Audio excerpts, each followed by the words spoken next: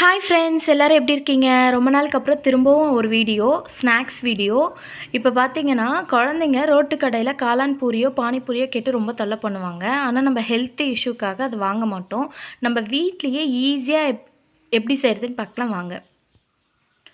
ஒரு கோஸை நான் எடுத்து ரொம்ப குட்டி குட்டியாக நறுக்கிட்டு, அதில் 1 கப்பு கோதுமை, நீங்கள் மைதா சேர்த்துக்கலாம். நான் கோதுமை தான் போட்டிருக்கேன். 1/4 கப்பு கார்ன்ஃப்ளவர் மாவு. கார்ன்ஃப்ளவர் மாவை ஆட் பண்ணிவிட்டு, அது கூடவே 1 டீஸ்பூன் மிளகாய்த்தூள்,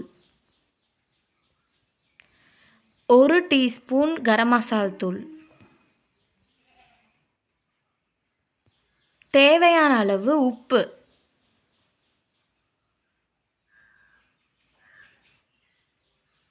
சால்ட் சேர்த்துக்கோங்க.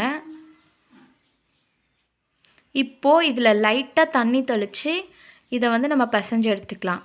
கொஞ்சம் கொஞ்சமாக தண்ணி ஆட் பண்ணுங்கள். ஏன்னா நம்ம இப்போ கோஸை கட் பண்ணிவிட்டு அதோட பச்சை வாசனை போகிறதுக்காக நம்ம அதை வாஷ் பண்ணுவோம். ஸோ வாஷ் பண்ண கோஸ்லேயே ஏற்கனவே தண்ணி இருக்கும். அதனால் நாம் வந்து அந்த மாவு வந்து கோஸோடு ஒட்டுற அளவுக்கு, பைண்ட் ஆகிற அளவுக்கு தான் நம்ம தண்ணி போடணும். இந்த அளவுக்கு இருந்தால் போதும்.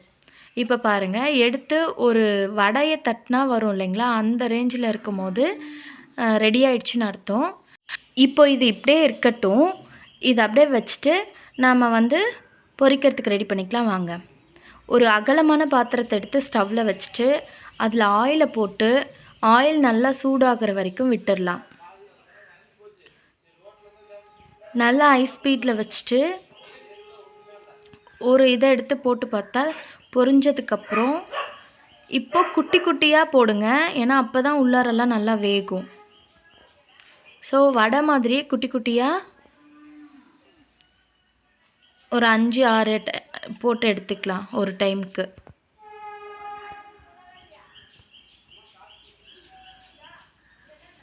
இது நல்லா உள்ளாரெல்லாம் வெந்து வந்தால் இது அப்படியேவும் சாப்பிட்லாம். குழந்தைங்களுக்கு ரொம்ப பிடிக்கும். ஈவினிங் ஸ்நாக்ஸாக நான் இப்போ பண்ணிகிட்ருக்கேன். மழை பெஞ்சிட்ருக்கு. ஸோ சுட சுட என்னடா சாப்பிட்லான்னு யோசிக்கும் போது எனக்கு வந்து இது எங்கள் பையன் ரொம்ப நாளாக கேட்டுட்ருந்தான். ஸோ கடையில் வாங்கி கொடுக்கறதுக்கு நாமளே ப்ரிப்பேர் பண்ணலான்னு சொல்லி நான் இதை பண்ணிகிட்ருக்கேன்.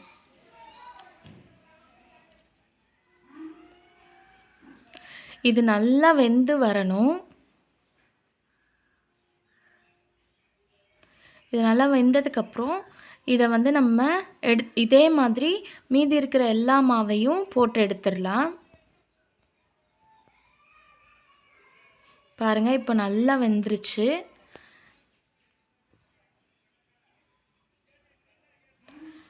மீடியமில் வச்சுக்கோங்க, இல்லாட்டி உள்ளார வேகாமல் மேலே தீஞ்சிரும். ஸோ மீடியமில் இருக்கும் போது உள்ளாரையும் நல்லா வெந்து வரும். இந்த மாதிரி நம்ம எல்லா மாவையும் போட்டு எடுத்து வச்சிட்டதுக்கப்புறம் நாம் வந்து காளான் பூரிக்கு எப்படி ரெடி பண்ணுறதுன்னு பார்க்கலாம் வாங்க. அதே வாண்டல் சட்டியில் கொஞ்சம் ஆயில் எடுத்துகிட்டு மீதி இருக்கிற ஆயிலில் 2 பெரிய வெங்காயத்தை குட்டி குட்டியாக நறுக்கி போட்டிருக்கேன். இந்த வெங்காயம் ஓரளவுக்கு வெந்ததுக்கப்புறம் இது கூடவே 1 டீஸ்பூன் இஞ்சி பூண்டு பேஸ்ட்டு சேர்த்துக்கலாம்.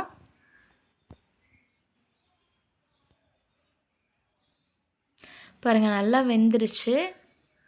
இப்போ 1 டீஸ்பூன் இஞ்சி பூண்டு பேஸ்ட்டு போட்டு அதோட பச்சை வாசனை போகிற அளவுக்கு நல்லா வதக்கிடுங்க.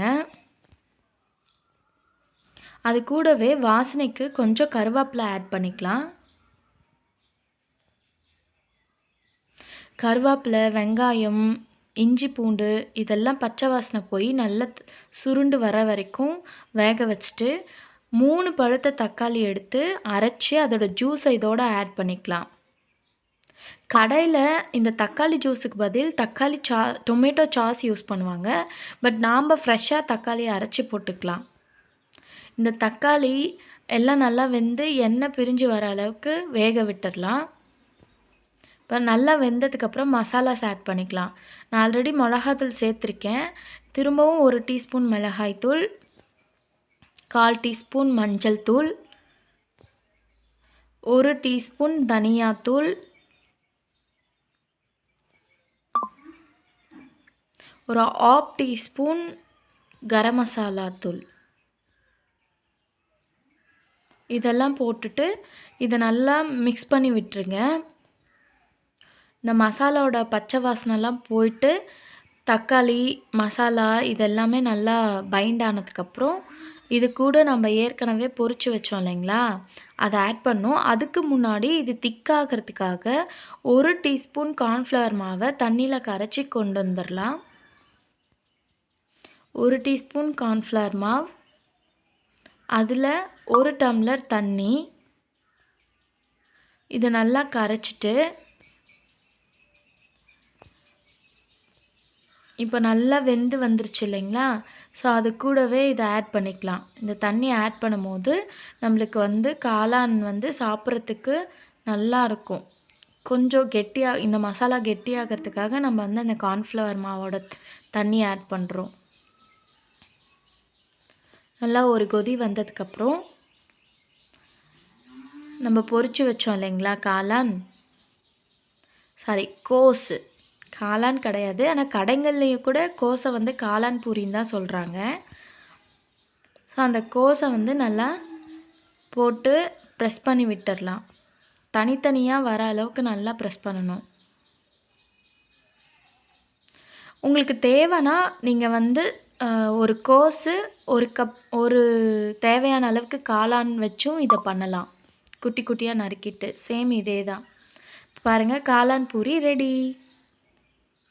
சுட சுட மழை பெஞ்சிட்ருக்கு. இதை எடுத்துகிட்டு போய் நான் என் குழந்தைங்கிட்ட கொடுத்தேன்னா அவங்க ரொம்ப ஹாப்பியாக ஃபீல் பண்ணுவாங்க. பாய்.